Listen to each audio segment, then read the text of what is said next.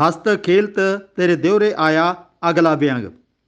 ਬਹੁਤ ਸਾਲ ਪਹਿਲਾਂ ਸਾਡੀ ਇੱਕ ਰਿਸ਼ਤੇਦਾਰੀ ਵਿੱਚ ਅਖੰਡ ਪਾਠ ਦੇ ਸਮਾਗਮ ਵਿੱਚ ਸ਼ਾਮਲ ਹੋਣ ਦਾ ਮੌਕਾ ਮਿਲਿਆ। ਜਿਸ ਦਿਨ ਪਾਠ ਸ਼ੁਰੂ ਹੋਇਆ ਸੀ, ਮੈਨੂੰ ਉਹਨਾਂ ਨੇ ਉਸੇ ਦਿਨ ਬੁਲਾ ਲਿਆ ਸੀ ਤਾਂ ਕਿ 3 ਦਿਨ ਗੁਰਮਤਿ ਵਿਚਾਰਾਂ ਹੁੰਦੀਆਂ ਰਹਿਣ। ਇੱਕ ਪਾਸੇ ਤਾਂ ਉਹਨਾਂ ਮੈਨੂੰ ਸੱਦਾ ਦੇ ਦਿੱਤਾ, ਦੂਜੇ ਪਾਸੇ ਅਖੰਡ ਪਾਠ ਸਾਧਾਂ ਦੇ ਟੋਲੇ ਤੋਂ ਰਖਵਾ ਲਿਆ। ਘਰ ਦਾ ਮੁਖੀ ਭਾਈ ਸੂਰਜ ਸਿੰਘ ਕਾਲਪਨਿਕ ਨਾਮ ਮੇਰਾ ਬਹੁਤ ਸਤਿਕਾਰ ਕਰਦਾ ਸੀ। ਮੈਂ ਉਹਨਾਂ ਦੇ ਘਰ ਦੁਪਹਿਰ ਤੋਂ ਬਾਅਦ ਪਹੁੰਚ ਗਿਆ। ਜਾਂਦਿਆਂ ਹੀ ਵੇਖਿਆ ਕਿ 10-15 ਸ਼ਰਧਾਲੂ ਦਰੀਆਂ ਵਿਛਾਈ ਬੈਠੇ ਸਨ। ਮੋਟਾ ਤਾਜ਼ਾ ਵੱਡੀ ਗੋਗੜ ਵਾਲਾ ਸਾਹਨ ਵਰਗਾ ਸਾਧ ਮੰਜੇ ਤੇ ਬੈਠਾ ਸੀ। ਆਮ ਸ਼ਰਧਾਲੂ ਸਾਧ ਦੇ ਪੈਰਾਂ ਤੇ ਮੱਥੇ ਟੇਕਦੇ ਸਨ, ਪਰ ਮੈਂ ਜਾ ਕੇ ਸਾਧ ਨੂੰ ਫਤਿਹ ਬੁਲਾ ਦਿੱਤੀ, ਪੈਰਾਂ ਤੇ ਮੱਥਾ ਨਹੀਂ ਟੇਕਿਆ। ਸਾਰੇ ਸਾਧ ਫਤਿਹ ਬੁਲਾਉਣ ਤੇ ਬੜੇ ਤਰਬਕਦੇ ਹਨ। ਇਸਨੇ ਵੀ ਮੇਰੇ ਵੱਲ ਕੈਰੀ ਜਿਹੀ ਅੱਖ ਨਾਲ ਵੇਖਿਆ। ਮੈਂ ਭੁੰਜੇ ਨਹੀਂ ਬੈਠਿਆ। ਨੇੜੇ ਪਈ ਕੁਰਸੀ ਲਿਆ ਕੇ ਮੈਂ ਸਾਧ ਦੇ ਨੇੜੇ ਉਸ ਕੁਰਸੀ ਤੇ ਬੈਠ ਗਿਆ। ਕੁਝ ਸਮੇਂ ਦੀ ਖਾਮੋਸ਼ੀ ਤੋਂ ਬਾਅਦ ਸਾਧ ਨੇ ਚੁੱਪ ਤੋੜੀ। ਕੀ ਨਾਮ ਹੈ ਜੀ? ਕਿੱਥੋਂ ਆਏ ਹੋ? ਇਸ ਪਰਿਵਾਰ ਨਾਲ ਤੁਹਾਡਾ ਕੀ ਸੰਬੰਧ ਹੈ? ਮੈਂ ਉਸ ਨੂੰ ਜਵਾਬ ਦਿੱਤਾ, ਮੇਰਾ ਨਾਮ ਇੰਦਰ ਸਿੰਘ ਹੈ। ਘੱਗਾ ਪਿੰਡ ਤੋਂ ਆਇਆ ਹਾਂ। ਰਿਸ਼ਤੇ ਵਿੱਚੋਂ ਮੇਰੀ ਭੈਣ ਇੱਥੇ ਵਿਆਹੀ ਹੋਈ ਹੈ। ਨਾਲ ਹੀ ਤੁਸੀਂ ਦੱਸ ਦਿਓ ਕਿ ਤੁਹਾਨੂੰ ਗੁਰਫਤਿਹ ਕਿਉਂ ਚੰਗੀ ਨਹੀਂ ਲੱਗਦੀ? ਤੁਸੀਂ ਪੈਰੀਂ ਹੱਥ ਕਿਉਂ ਲਗਵਾਉਂਦੇ ਹੋ? ਸਾਧ ਬੋਲਿਆ, ਅਸੀਂ ਫਤਿਹ ਨੂੰ ਬੁਰੀ ਤਾਂ ਨਹੀਂ ਕਹਿੰਦੇ, ਪਰ ਗੁਰਬਾਣੀ ਵਿੱਚ ਇਹ ਵੀ ਤਾਂ ਲਿਖਿਆ ਹੋਇਆ ਹੈ ਕਿ ਜੋ ਦੀਸੈ ਗੁਰ ਸਿੱਖੜਾ ਤਿਸ ਨਿਮ ਨਿਮ ਲਾਗੋਂ ਪਾਏ ਜੀਓ। ਇਹ 763 ਪੰਨੇ ਤੇ ਸ਼ਬਦ ਹੈ। ਭਾਵ ਗੁਰੂ ਸਾਹਿਬ ਤਾਂ ਖੁਦ ਕਹਿ ਗਏ ਹਨ ਕਿ ਜਿਹੜਾ ਗੁਰਸਿੱਖ ਨਜ਼ਰੀ ਪਵੇ ਉਸ ਦੇ ਪੈਰੀਂ ਹੱਥ ਲਾਇਆ ਕਰੋ ਭਾਈ। ਇਹ ਸਾਧ ਦਾ ਜਵਾਬ ਸੀ। ਮੈਂ ਉਸ ਨੂੰ ਆਖਿਆ, ਭਾਈ ਜੀ ਤੁਹਾਨੂੰ ਇਸ ਪੰਕਤੀ ਦੇ ਅਰਥ ਆਉਂਦੇ ਨੇ? ਸਾਧ ਕਹਿਣ ਲੱਗਿਆ, ਅਰਥ ਤਾਂ ਸੌਖੇ ਹੀ ਨੇ। ਜੋ ਪਹਿਲਾਂ ਮੈਂ ਕਿਹਾ ਹੈ ਗੱਲ ਤਾਂ ਉਹੀ ਹੈ। ਮੈਂ ਆਪਣੇ ਦੋਵੇਂ ਪੈਰ ਐਨ ਉਹ ਸਾਧ ਦੇ ਸਾਹਮਣੇ ਮੰਜੇ ਉੱਤੇ ਰੱਖ ਦਿੱਤੇ ਜਿੱਥੇ ਉਹ ਬੈਠਾ ਸੀ। ਸਾਧ ਕਹਿਣ ਲੱਗਿਆ, ਇਹ ਕੀ ਬਦਤਮੀਜੀ ਹੈ?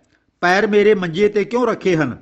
ਮੈਂ ਉਸ ਨੂੰ ਆਖਿਆ, ਪਿਆਰੇ ਬਾਬਿਓ, ਤੁਸੀਂ ਗੁਰਬਾਣੀ ਦੀ ਪੰਕਤੀ ਦੇ ਜਿਹੜੇ ਅਰਥ ਕੀਤੇ ਨੇ, ਜਿਹੜਾ ਸਿੱਖ ਨਜ਼ਰ ਆਵੇ ਉਹਦੇ ਪੈਰੀਂ ਹੱਥ ਲਾਉਣੇ ਚਾਹੀਦੇ ਹਨ। ਮੈਂ ਤੁਹਾਨੂੰ ਕੀ ਸਿੱਖ ਨਜ਼ਰ ਨਹੀਂ ਆਉਂਦਾ?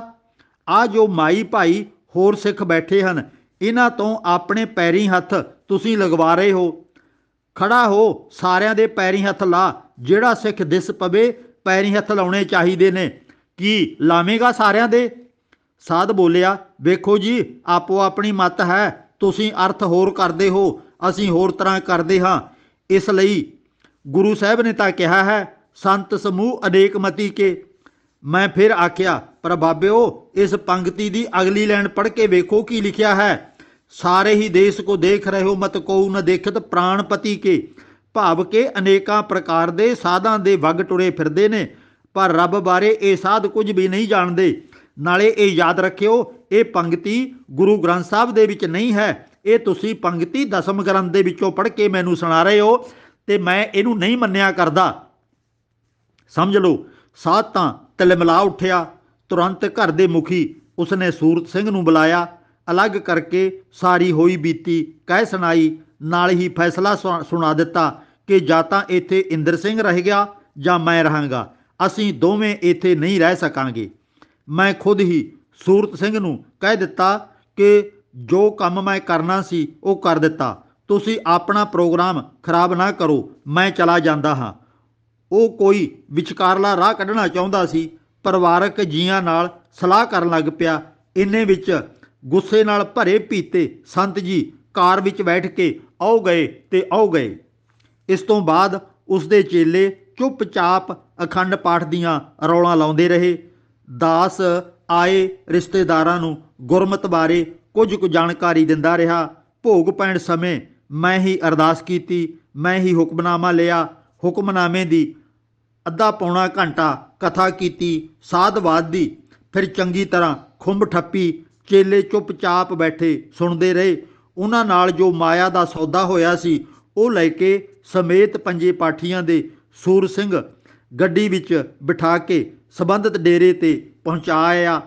ਇਸ ਸਮਾਗਮ ਦੇ ਸਾਡੇ ਰਿਸ਼ਤੇਦਾਰਾਂ ਵਿੱਚ ਬਹੁਤ ਦੇਰ ਤੱਕ ਚਰਚਾ ਛਿੜੀ ਰਹੀ ਤੇ ਮੈਨੂੰ ਇਹਨਾਂ ਨੇ ਸੰਕੋਚ ਕੀਤਾ, ਰਿਸ਼ਤੇਦਾਰਾਂ ਨੇ, ਕਿ ਅੱਗੇ ਤੋਂ ਇਸ ਭਾਈ ਇੰਦਰ ਸਿੰਘ ਘੱਗਾ ਨੂੰ ਕਿਸੇ ਸਮਾਗਮ ਦੇ ਵਿੱਚ ਨਾ ਬੁਲਾਇਆ ਜਾਵੇ। ਇਹ ਜਿੱਥੇ ਵੀ ਜਾਂਦਾ ਹੈ ਨਵਾਂ ਹੀ ਪੁਆੜਾ ਪਾ ਕੇ ਆਉਂਦਾ ਹੈ। ਇਹ ਸੰਤਾਂ ਮਹੰਤਾਂ ਤੇ ਏਡੇ ਵੱਡੇ ਨਾਮ ਰਸੀਏ ਲੋਕਾਂ ਨੂੰ ਵੀ ਨਹੀਂ ਮੰਨਦਾ, ਇਹ ਤਾਂ ਉਹਨਾਂ ਦੀ ਵੀ ਬੇਇੱਜ਼ਤੀ ਕਰਦਾ ਹੈ, ਆਪਣੇ ਆਪ ਨੂੰ ਵੱਡਾ ਸਮਝੀ ਜਾਂਦਾ ਹੈ। ਤੋ ਇਹੋ ਜਿਹੇ ਕਾਰਨਾਂ ਕਰਕੇ ਮੈਨੂੰ ਬਹੁਤੀਆਂ ਥਾਵਾਂ ਤੇ ਬੁਲਾਉਣ ਤੋਂ ਵੀ ਇਹ ਕੰਨੀ ਕਤਰਾਉਣ ਲੱਗ ਪਏ। ਆਖੋ ਸਤਨਾਮ।